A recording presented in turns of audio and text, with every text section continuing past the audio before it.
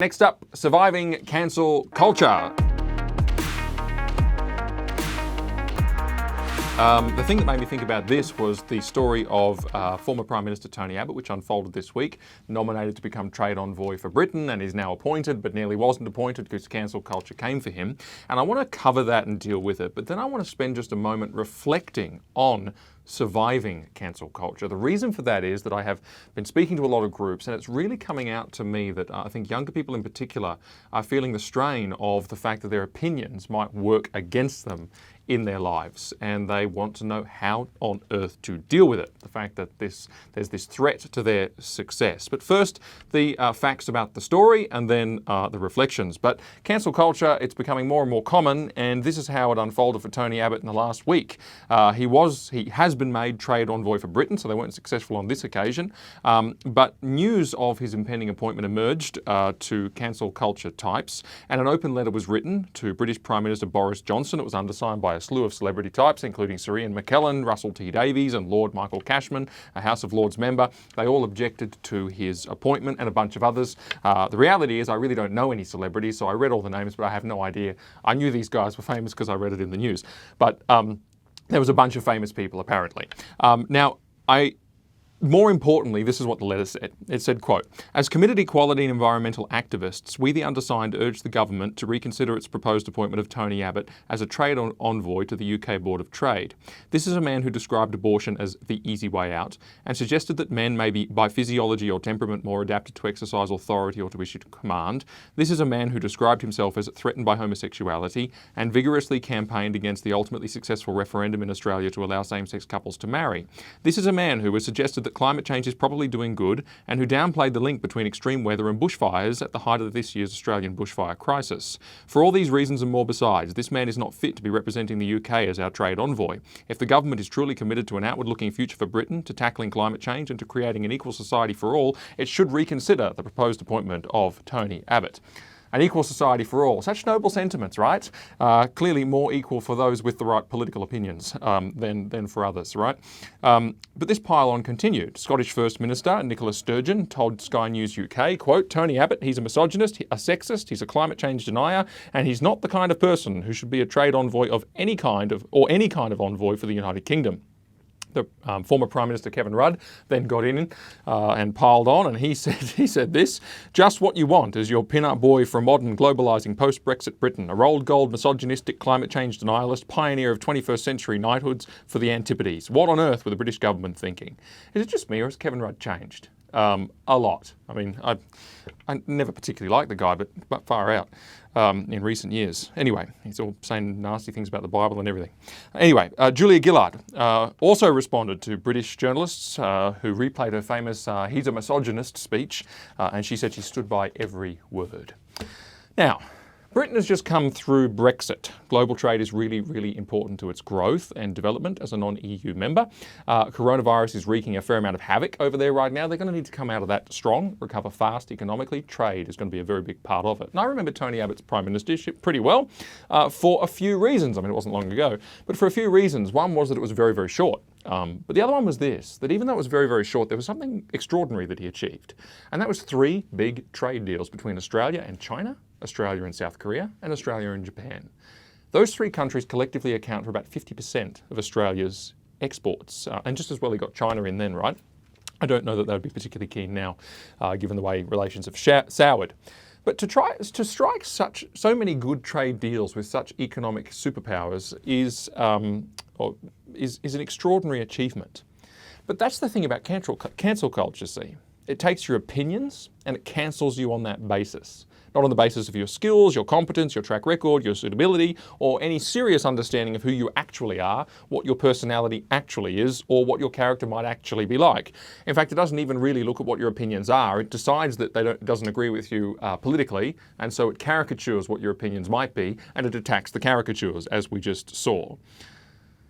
What really are his crimes? Well, he didn't support same-sex marriage, he's pro-life, he isn't a climate catastrophist, and he thinks men and women are different. If you put those 4 things before the average Brit, the average Australian, the average person, and said, how many of these do you agree with? Boy, you'd be hard-pressed to find that many people who wouldn't at least tick 2 boxes, in my view. Tony Abbott's lesbian sister, Christine Forster, to her great credit, released the following statement, which was very good. She said, "It is nothing short of dishonesty for commentators and politicians who do not know Tony to label him a homophobe and a misogynist for the purposes of scoring cheap political points. As a woman who has always been part of his life and who came out to him as gay in my early 40s, I know incontrovertibly that he is neither of those things. In reality, he is a man of great conviction and intellect, an unabashed conservative, but with great compassion, respect for others, and an indelible sense of doing what is right." And she goes on to point out that he served doggedly in the rural fire service, as he has done for years, during the height of the Australian bushfire crisis, which made me think, you know, these ivory tower types over in the UK who are attacking this guy because he says that the bushfires weren't fully the result of climate change. Well, meanwhile, he's risking his life on the front line for weeks, probably months, fighting those fires, doing extraordinary good work. I mean, it's just... It's no sense of a person's true character, just blind character assassination because they know that he does not share their politics. And it's all about thought. It's not about doing. It's not about deeds. That's something else that always gets me about this. The fact is, Tony Abbott is qualified for the job. There's nothing wrong with his character. That's just a cancel culture mob who vent their political disagreements in the lowest and most arrogant way possible, which is by cancelling them. Now, that raises something for me. And this is what I was really reflecting on. This is the latest example of cancel culture, not successful on this occasion. It often is successful, and it's increasingly more successful. But we've had several big examples in Australia in recent times. You think of people like, Israel Folau, obviously, but all the many cases that we deal with at the Australian Christian Lobby, they come in all the time. And I want to make some observations. If cancel culture is on the rise, and it could well continue to be, and if we are moving into an era that has less room for conservative thinking, but also for Christian thought and behaviour, then that means that something is changing. And it could well continue to change.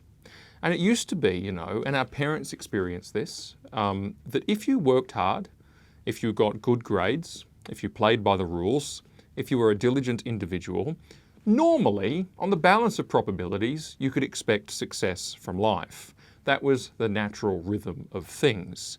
You could save for the house, you could get promotions, you could become financially secure, you could add letters after your name, you could belong in the world of professionals, in the world of business, in workplaces, whatever.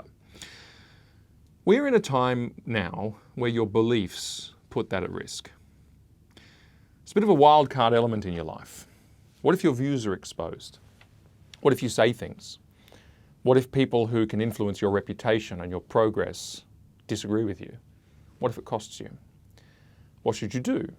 Should you go quiet? Go underground? Should you pretend? Fake it that you're different? Or maybe there's an element to this which says you shouldn't bother. You shouldn't be diligent. You shouldn't try. What would be the point? I want to suggest that all of those would be the wrong answers. In fact, they'd be the opposite of the correct answers. Let me remind you in this regard of a fabulous biblical example, which you should go and read about after this episode. Daniel, a man who served God, but lived in a pagan world where beliefs and opinion and his religion and his convictions could cost him everything, far more than it could cost you or I today. He was nonetheless totally diligent. He fully participated in his education and his training, and he took it seriously. He was totally convictional. He spoke about his beliefs openly, was unshaken in his conscience, and served God first and foremost. He did all of those things. He must have seemed at the time mad, foolish, ill-advised, and doomed when he refused, for example, to eat the king's food. The boss of the program he was in actually said to him, "This is going to cost me my head." And presumably it could have cost Daniel his head as well. He was only a teenager. But he declined for a higher conviction. And God saw that and made sure he was no worse off for it. In fact, he was better off for it. And it was the same when he declined to bow with the masses before the idol, and he faced the fiery furnace. Again, when he had to interpret dreams to kings, which could have cost him his life, he nonetheless told the truth and faithfully gave the interpretation. Again, when he refused to stop praying daily at his window, he faced the lion's den. The question comes, was he foolish or mad or irresponsible? Do you know that day when he refused to eat the king's food as a teenager? That was the first day of the rest of his life. Not because it was strategic in some natural sense, but because God saw it. Daniel could have schemed his life out, seen where he wanted to be, and could have adopted the strategy he thought that he needed in the strategic natural world to get him there, to engineer his beginning so that it would reach his end. And that would have meant completing the training, getting to the top of the pack, serving in senior positions for the king of Babylon. That's what it would have looked like. And he would have run quiet, and he would have been strategic, and he would have made sure that his decisions were things that looked like they would get him there. He would have been silent and run under the radar. But you know something? He trusted God instead. He did what was right, not what was strategic. He followed conviction rather than convenience, and he got there anyway. He served at least 4 kings, probably 5, Nebuchadnezzar of Babylon, Belshazzar of Babylon, Darius the Mede, Cyrus of Persia at least. He was at one point something akin to the prime minister of the world's superpower. The narrative part of the book of Daniel concludes with these words. So this Daniel enjoyed success in the reign of Darius and in the reign of Cyrus the Persian, having also recorded success in the kings before that.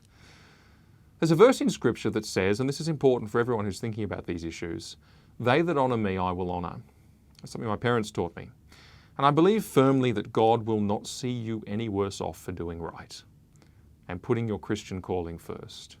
There's many who will attest to that to you today, who are alive, and many who are listening and watching will nod their heads. It's the fact that God is trustworthy. Our faith in him is never misplaced. Daniel's a great prototype of it, but it's the lived experience of so many. It doesn't mean that we'll all become senior government officials. Believe me, it's not all it's cracked up to be anyway. But it does mean that God leads people to a place where after years have passed, they say, I wouldn't have had it any other way. Here's the point. Daniel ended up where God always wanted him to be, not despite doing the right thing. And we sometimes think of it like that, as if he did the right thing, but he still managed it. No, it wasn't despite doing the right thing. It was because he did the right thing. Remember that. And I think that's a principle that will serve everyone well in a world where cancel culture, particularly for the Christian thought, is growing and growing.